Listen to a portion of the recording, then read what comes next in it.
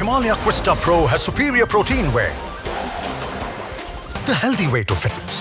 तो मैं इस बात को तो झुठला नहीं सकता कि मैं छात्र राजनीति के बाद किसी भी प्रकार की राजनीति में इंटरेस्टेड नहीं हूँ। निस्संदेह मैं इसके बाद भी मुख्य धारा की राजनीति में आने को लेकर उत्सुक हूँ। मुख्य धारा की राजनीति को लेकर देखते हैं कि कहाँ स्थिति बनती है, कैसे बनती है, और अगर अवसर मिला तो निस्संदेह चुनाव लड़ेंगे भी। अरविंद सिंह जी, जब मैंने आपसे पूछा बीजेपी या कांग्रेस, आपकी एक मुस्कुराहट, किस तरफ देखूं मैं इसको?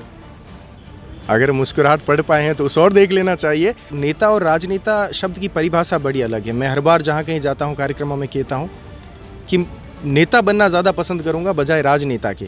राजस्थान का दूसरा बड़ा शहर जोधपुर का जयनारायण विश्वविद्यालय, जहाँ से कई छात्र नेता जीतकर अपने राजनीतिक कैरियर बनाया है, जिन्होंने कई विधायक बने, सांसद बने हैं और अच्छा उन्होंने अपनी राजनीति को आगे तक ले गए हैं।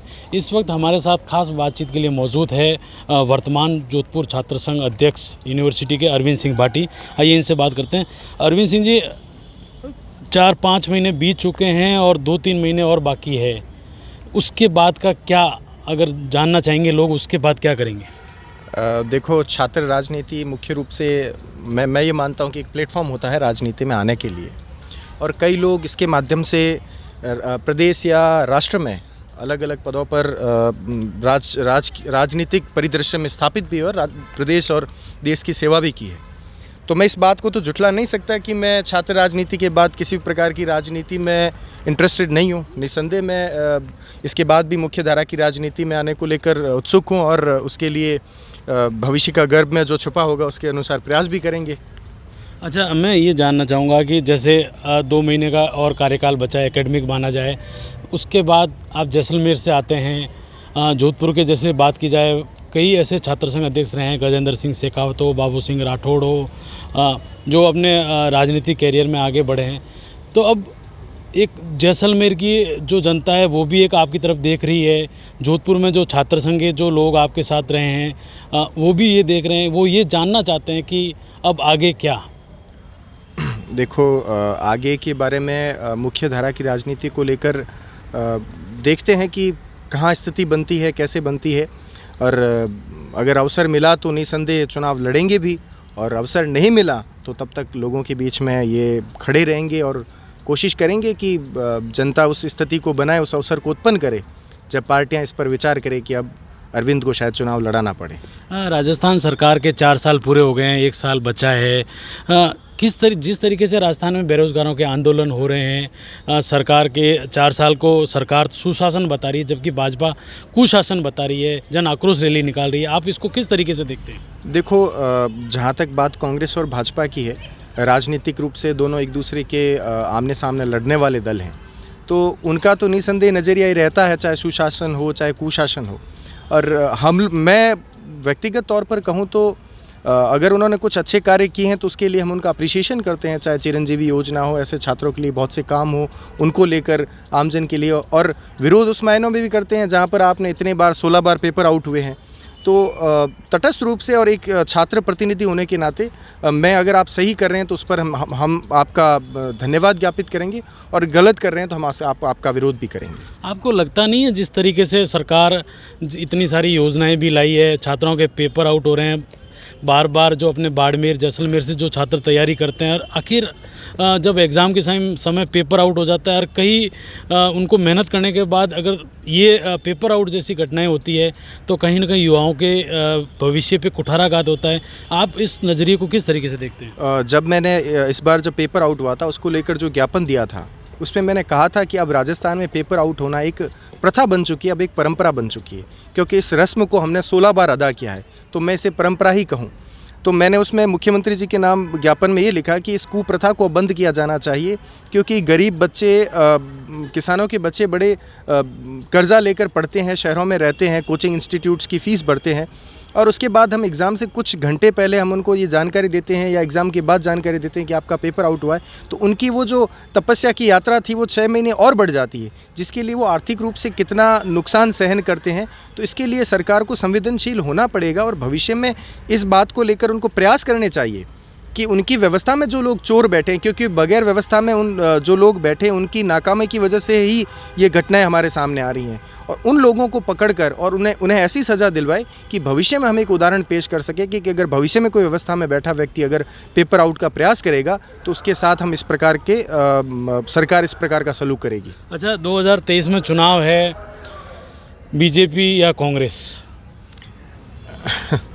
2023 में चुनाव है, बीजेपी या कांग्रेस, देखो जो पार्टी सिलेक्शन का डिसीज़न है, मेरे ख्याल से मैं यथार्थवादी हूँ और शायद अगले 1.5-2 महीने में जिस ओर जाना है इसको लेकर आखिर रूप से निर्णय भी ले लूँगा। अरविंद सिंह जी, जब मैंने आपसे पूछा बीजेपी या कांग्रेस, आपकी एक मुस्कुराहट, किस तरफ देखूँ मैं इसको? अगर मुस्कुराहट पढ़ पाए हैं तो उस और देख लेना चाहिए, पर मेरा ये मानना है कि मुझे अगले 1-1.5 महीने में मैं ये तय कर चुका हूँ, और हमारे साथ जितने भी टीम मेंबर्स हैं या जिनकी बदौलत, जिनके जो लोगों के मार्गदर्शन से मैं यहाँ तक भी पहुँचा हूँ, तो उन सब लोगों के साथ एक सामूहिक निष्कर्ष करके मैं ये तय करूँगा कि मैं कहाँ जा रहा हूँ। पर हाँ, लगभग ये तय है कि हम लोग 31 मार्च से पहले जहाँ जिस ओर जाना है वहाँ एक चलने का प्रयास करूँगा, और कोई जल्दबाजी में नहीं हूँ कि 23 में चुनाव है कि मुझे कोई 23 की ही जल्दी है या 28 की ही जल्दी है। जब प्रभु अवसर देगा और जब नीति और विधान ने लिखा होगा नसीब में, तब करेंगे राजनीतिक रूप से तैयारी। आप जैसलमेर के एक छोटे से गांव से जोधपुर पहुंचे हैं। जोधपुर से आप मुख्यमंत्री अशोक गहलोत खुद जाते हैं, केंद्रीय जल शक्ति मंत्री गजेंद्र सिंह शेखावत भी जोधपुर से हैं। तो कहीं ना कहीं हम आने वाले चुनाव में देख सकते हैं कि एक अरविंद सिंह भाटी, जैसलमेर से आया हुआ व्यक्ति, जोधपुर या जैसलमेर या मारवाड़ में राजनेता के रूप में देखें। देखो, मैं फिर वही बात कहूँगा कि मैं छात्र राजनीति का उद्देश्य यही है कि हर छात्र नेता मुख्य धारा की राजनीति में आना चाहता है, तो मैं निसंदेह मुख्य धारा की राजनीति में आने का प्रयास करूँगा। पर जो मेरे लिए नेता और राजनेता शब्द की परिभाषा बड़ी अलग है। मैं हर बार जहाँ कहीं जाता हूँ, कार्यक्रमों में कहता हूँ कि नेता बनना ज़्यादा पसंद करूँगा बजाय राजनेता के, क्योंकि नेता वो है जिसमें नेतृत्व कर सके, जो लड़ सके, जो साहस से आप लोगों के साथ खड़ा रह सके, वो नेता है।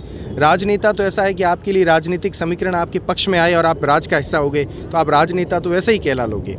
तो उस स्थिति में मैं स्वयं को हमेशा ये सिद्ध करने का प्रयास करूँगा कि मैं नेता की दृष्टि से देखा जाऊँ। अच्छा, आप पढ़ाई करते करते छात्र संघ चुनाव में प्रयास किया, अध्यक्ष बन गए, ये पूरी जर्नी में श्रेय किसको देना चाहेंगे?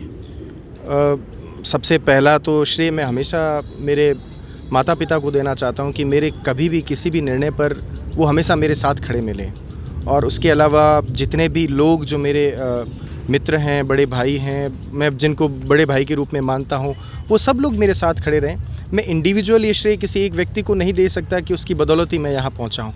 मैं उन सब लोगों का धन्यवाद देना चाहता हूँ कि उन सब की ही बदौलत मैं यहाँ पहुँचा हूँ। और दूसरी बात पढ़ाई की थी, तो मैं तो अभी भी MPT का भी एग्ज़ाम देने जा रहा हूँ। अभी जो 22 जनवरी को हमारे एग्ज़ाम होगा, नेट का भी फॉर्म भरा है, तो साथ में पढ़ाई को भी किसी प्रकार का नुकसान नहीं हो, तो अभी भी वो सफ़र भी जारी है, और चूँकि राजनीतिक दृष्टिकोण से इस सफ़र में भी चल रहे हैं। अच्छा, अंतिम सवाल आपसे, बीजेपी या कांग्रेस? इस अंतिम सवाल का जवाब भी मैं आपको यही कह रहा हूँ कि मोस्ट प्रोबेबली अगले 2 महीने में स्थितियां साफ करके मैं बिल्कुल आपको निसंदेह जो भी होगा इन दोनों में से एक ही होगा। जी हाँ, आप देख सकते हैं हमारे साथ वर्तमान छात्र संघ अध्यक्ष अरविंद सिंह भाटी ने बेबाकी से सवालों के जवाब दिए, लेकिन कहीं ना कहीं चुनाव लड़ने की बात पर मंशा जाहिर तो की है कि 2023 में चुनाव तो लड़ूंगा अगर प्रभु ने चाहा तो, लेकिन किस पार्टी से लड़ूंगा वो 31 मार्च से पहले मैं ज़रूर मेरे जो छात्र नेता या छात्र जो मेरे साथ इस समय खड़े रहते हैं या मेरे जो आदर्श हैं, उन सब लोगों को मैं ये चीज़ें ज़रूर बताऊंगा। अशोक शर्मा, राजस्थान तक।